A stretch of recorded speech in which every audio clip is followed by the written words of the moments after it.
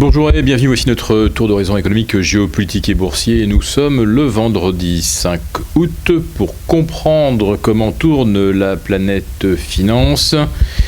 Et même lorsqu'elle tourne un petit peu à l'envers, c'est sur la bourse au quotidien et nulle part ailleurs. Et l'épisode du jour s'intitulera « Les manipulateurs d'indices ne vont pas chômer ». Oui, puisqu'aujourd'hui, c'est effectivement le jour tant attendu de publication des statistiques officielles de l'emploi aux États-Unis. Le fameux NFP, Non-Farm Payroll, emploi hors agriculture et saisonnier.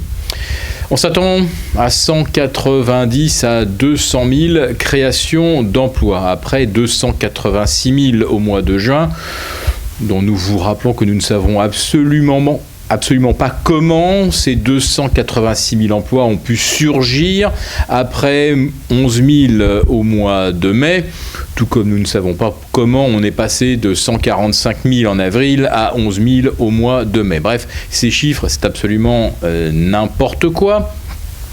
Et il faut à chaque fois les regarder vraiment en détail pour comprendre ce qui se passe. Nous vous rappelons par exemple qu'aux États-Unis, travailler 5 heures par semaine, vous cessez d'être chômeur. Bref, vous faites 2 demi-journées de tonte de pelouse où vous promenez les chiens dans le quartier et vous n'êtes plus chômeur. Et on appelle ça un emploi. Alors, effectivement, si on peut avoir 10 emplois dans la semaine avant de réussir à réunir 40 heures, on peut créer des millions d'emplois aux États-Unis sans que cela fasse des gens disposant d'un véritable pouvoir d'achat. Bon, cela dit, je tape tous les mois avec allégresse sur les statistiques de l'emploi américain. Je pourrais aussi bien taper sur l'INSEE, sur le bidouillage des chiffres visant à faire disparaître des chômeurs de catégorie A pour les basculer en catégorie C. Mais enfin bon, ça vous le savez, ça fait la une de tous les journaux. Il y a un autre chiffre par contre qui est un petit peu moins connu.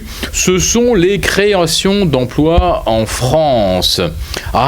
Qu'est-ce qu'on peut créer comme entreprise en France? Sauf que l'acception du terme n'est pas tout à fait la même en France, en Allemagne, en Angleterre, aux États-Unis. En France, une entreprise peut être unipersonnelle. Autrement dit, le chômeur arrivé en fin de droit qui crée sa propre boîte de services, qui souvent ne fait aucun chiffre d'affaires, eh bien, il a créé une entreprise, ce qui fait que la France est le pays le plus dynamique d'Europe. Sauf que 95%, et là le chiffre, il est vrai, vérifié, 95% des entreprises n'ont même pas de salariés. Elles ont comme seul personnel répertorié, eh bien, le fondateur. En Angleterre, en Allemagne, aux États-Unis, il faut qu'il y ait au moins un salarié en plus du chef d'entreprise. Ce qui suppose donc qu'il faut qu'il y ait également du chiffre d'affaires, ne serait-ce que pour rémunérer un salarié. Or, sur les 95% d'entreprises unipersonnelles, il n'y en a même pas la moitié qui font du chiffre d'affaires.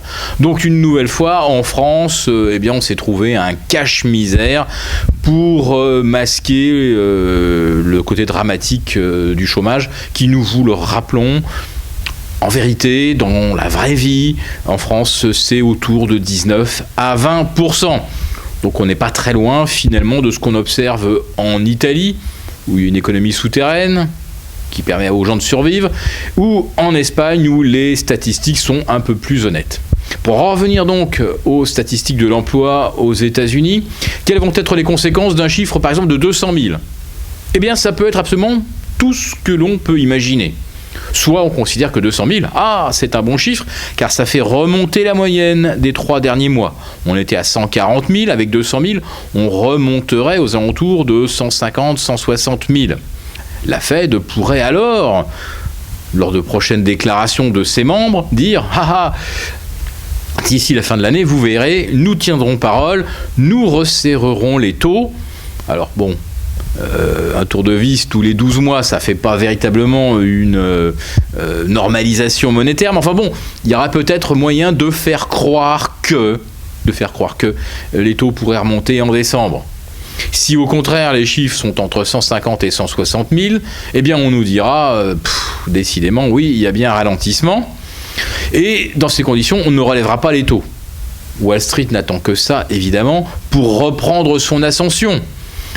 Puisque pour l'instant, on ne peut pas encore parler de QE4, mais si jamais la Fed dit que ça sera compliqué de monter les taux en fin d'année, ça veut dire qu'en fait, ils ne monteront pas et qu'aux prochaines mauvaises statistiques, on commencera à parler du QE4. Ce sera du miel, une musique céleste pour Wall Street. Si par contre on considère que les chiffres du jour sont forts, que le chômage retombe par exemple à 4,7 ou à 4,8%, alors la perspective d'un resserrement monétaire, il n'interviendra jamais, nous vous rassurons, mais la seule perspective fera remonter le dollar. Et si le dollar monte, ce sera mauvais pour Wall Street. Et peut-être pas mauvais pour les places européennes.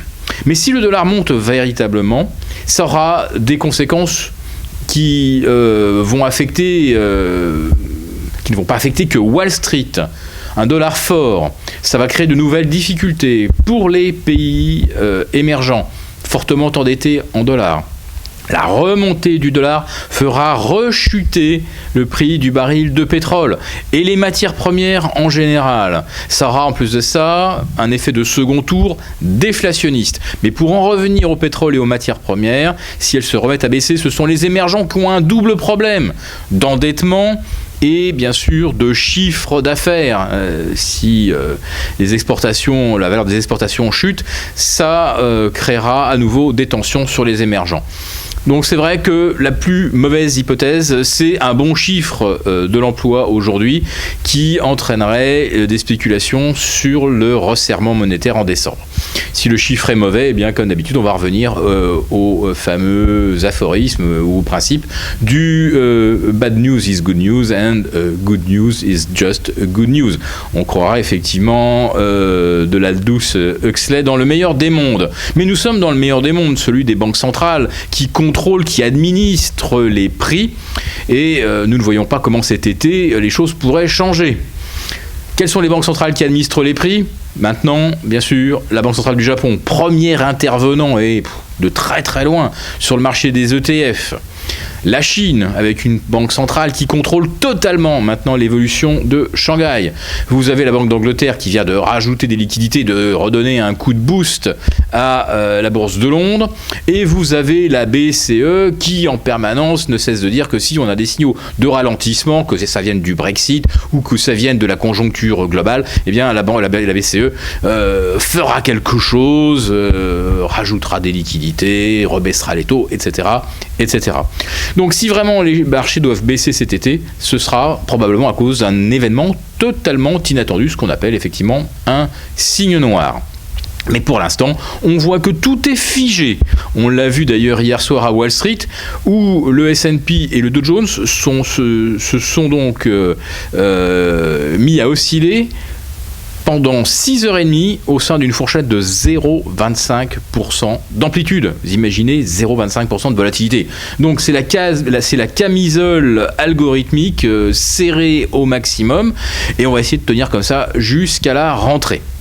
Mais si ça ne tient pas, évidemment, si l'on devait casser les principaux supports testés juste après le Brexit, alors nous aurions là un signal baissier majeur moyen terme. Mais aujourd'hui et pour l'instant, signal technique, c'est absolument zéro.